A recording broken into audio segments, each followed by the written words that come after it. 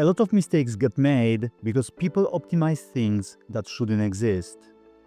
Elon Musk. Most people don't lose money first, they lose clarity. That loss happens when decisions made for one time frame are judged using another. Nothing looks obviously wrong. Good decisions simply start canceling each other out. This video explains why time frame mixing is a failure of authority, not intelligence. Strategy stacking is one of the most common failure patterns among intelligent participants in crypto, precisely because it looks like sophistication. It feels prudent, it sounds diversified, it signals competence. In reality, it is often the earliest sign that the governance is missing. Strategy stacking occurs when multiple strategies are run simultaneously without structural support, unified control, or clear authority over capital, attention, and decision rights. People believe they are reducing risk by spreading exposure across ideas. What they are actually doing is multiplying failure vectors inside a single, ungoverned system. The appeal is obvious. Crypto offers many compelling strategies at the same time. Long-term conviction positions, short-term trades, narrative plays, yield mechanisms, optional asymmetries. Each strategy makes sense in isolation. Each can be justified intellectually. When stacked together, they create the illusion of robustness. The problem is not the strategies themselves, it is the absence of hierarchy that governs them. Most people do not decide to stack strategies deliberately. Stacking emerges organically from curiosity, opportunity, and fear of missing out. A new idea appears, it seems additive, capital is allocated incrementally, attention follows, nothing breaks immediately. This reinforces the behavior. Over time, the system becomes crowded with partially coherent intentions that were never designed to coexist. The core misconception behind strategy stacking is the belief that diversification automatically improves outcomes. Diversification reduces risk only when the underlying components are independent and governed. When strategies share the same operator, the same emotional bandwidth, and the same capital pool, they are not independent. They are coupled to the human running them. This coupling is invisible in calm conditions. When markets are stable, stacked strategies appear to work. Returns accumulate unevenly, and nothing feels dangerous. This is why stacking persists. It does not fail loudly. It fails quietly, through friction and decay, rather than collapse. One strategy demands patience. Another demands responsiveness. One requires emotional distance. Another rewards engagement. Each strategy pulls the operator into a different cognitive mode. The mind switches contexts repeatedly. Decision fatigue accumulates. Rules blur.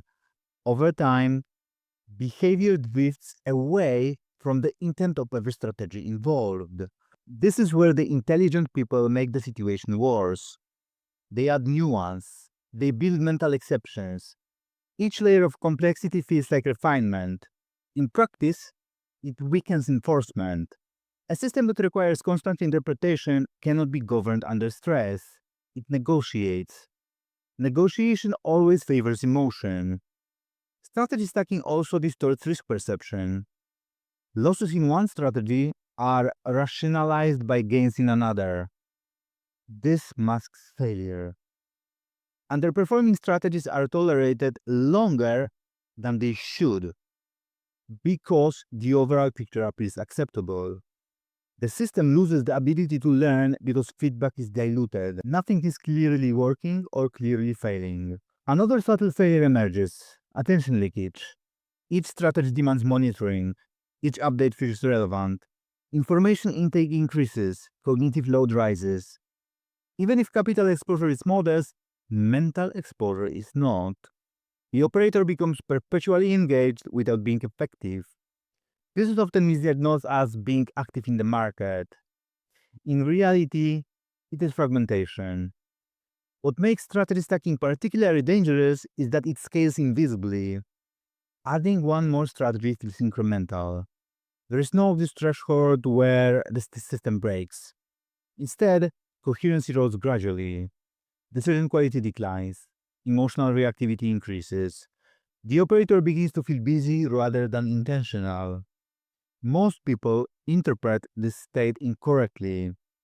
They assume they need better execution, more discipline, or more information. They do not recognize that the system itself is incoherent.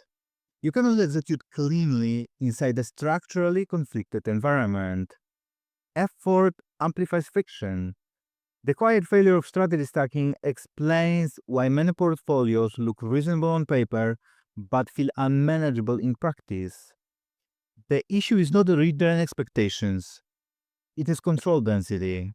Too many strategies are drawing from the same finite pool of judgment, attention, and emotional tolerance. Strategy stacking is not a mistake beginners make. Beginners usually run too few of the strategies. Stacking is the error of competence without governance. It appears at the moment someone knows enough to see many opportunities, but not enough to constrain themselves. This section exists to establish a hard diagnostic truth. If your portfolio requires constant explanation, adjustment, and interpretation, it is not diversified. It is conflicted. And conflict inside the system does not resolve itself. It compounds. In the next section, we will examine how this conflict actually manifests, how strategies bleed into each other, contaminate decision-making, and produce the sensation of chaos, even when individual components appear sound. Once strategies are stacked without governance, the failure does not remain abstract. It expresses itself through leakage. Leakage is what happens when boundaries that should exist between operating modes are never enforced. Capital leaks, attention leaks, time horizons leak, emotion leaks. Each leak on its own appears manageable. Together, they dissolve system integrity. Quadrant leakage begins with time. Each quadrant operates on a different temporal rhythm. Some strategies assume patience and infrequent intervention. Others require constant responsiveness. When these rhythms coexist, without separation, the shortest time frame dominates. Short-term stimuli intrude into long-term decisions. Noise masquerades as information. Patience erodes not because the system thesis changed, but because attention was pulled out of alignment. This is why long-term positions often end up managed like short-term trades. People tell themselves they are investing, yet they monitor price continuously. Each movement creates a micro-decision. Most decisions are not acted upon, but they consume cognitive bandwidth. Over time, the emotional distance required for long-term position disappears. The strategy has not failed. Its operating conditions have been violated. Capital leakage follows. When multiple strategies draw from the same pool of capital without explicit allocation of authority, money moves opportunistically rather than intentionally. Capital is shifted to where excitement is highest, not where it was designed to be. Winning strategies are oversized, losing strategies are tolerated. Allocation decisions become reactive, and this undermines the statistical assumptions each strategy relies on. Attention leakage is more subtle but equally destructive. Every strategy demands monitoring. Every update feels relevant. Even if capital exposure is limited, mental exposure is not. The operator becomes perpetually on, scanning for signals across incompatible domains. This constant attention fragments judgment.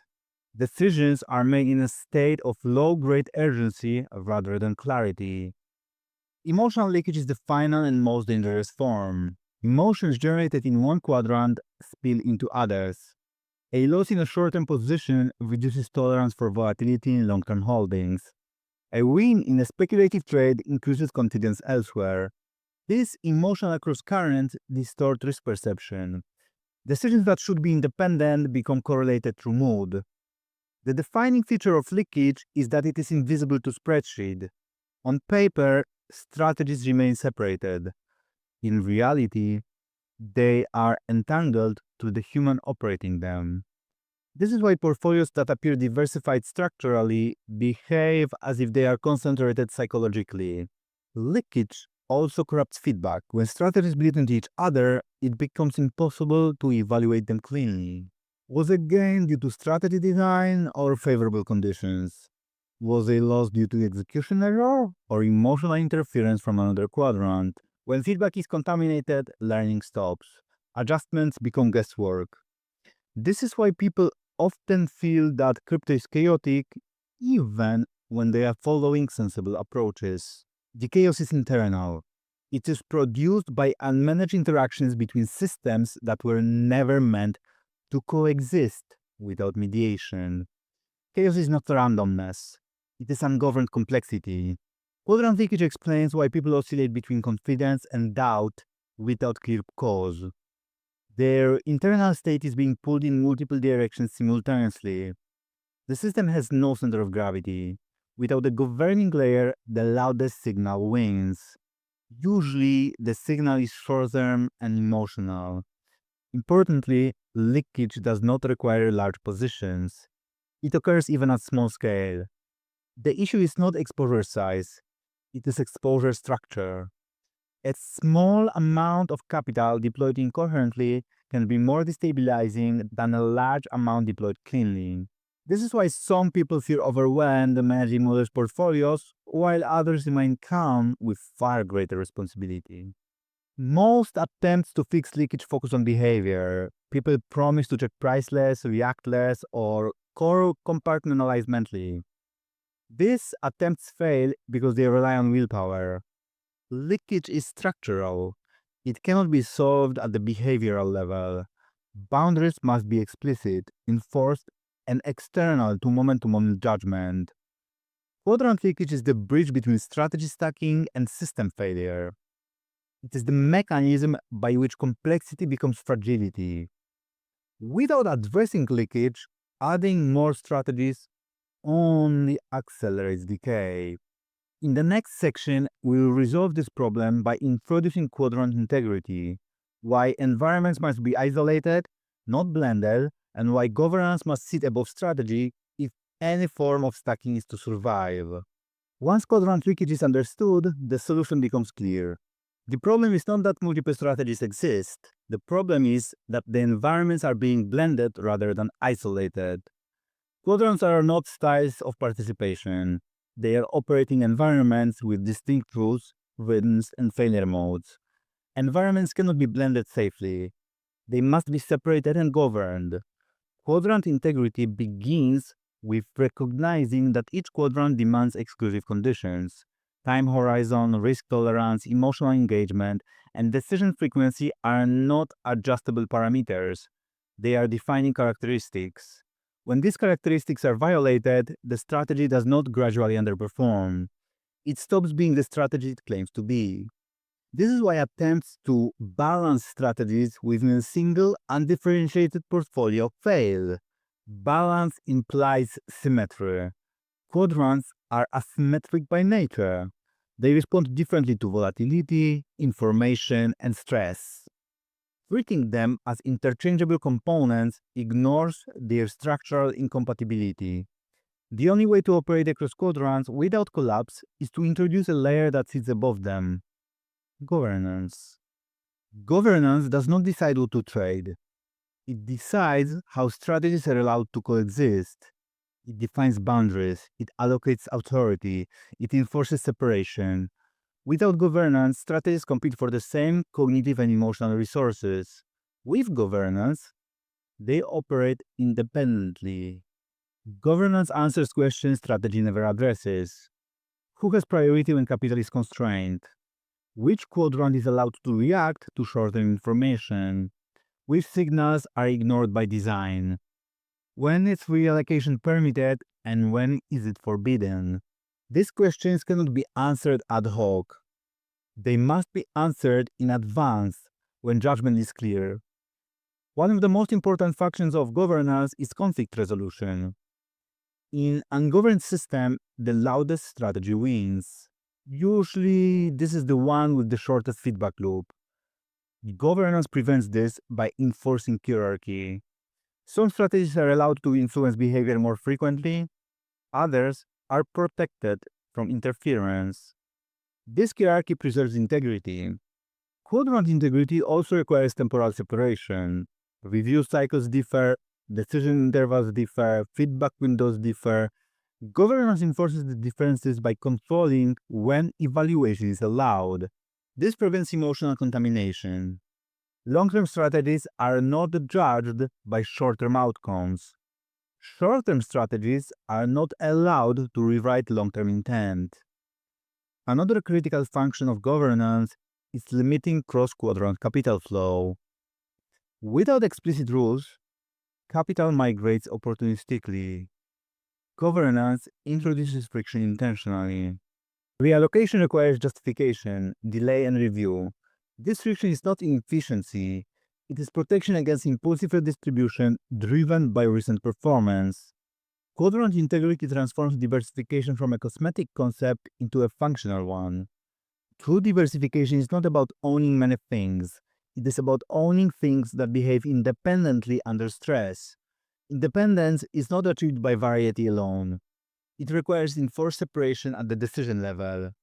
This is why many portfolios that look diversified on paper behave as single concentrated bed in practice.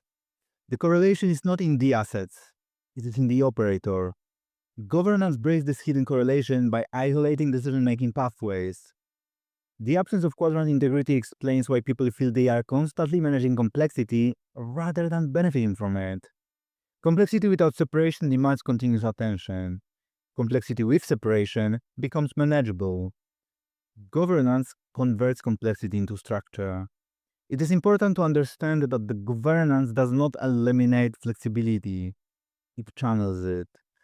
Strategic creativity occurs during design and review, execution occurs within constraints. This separation allows intelligence to contribute without allowing emotion to interfere. By now, a pattern should be clear.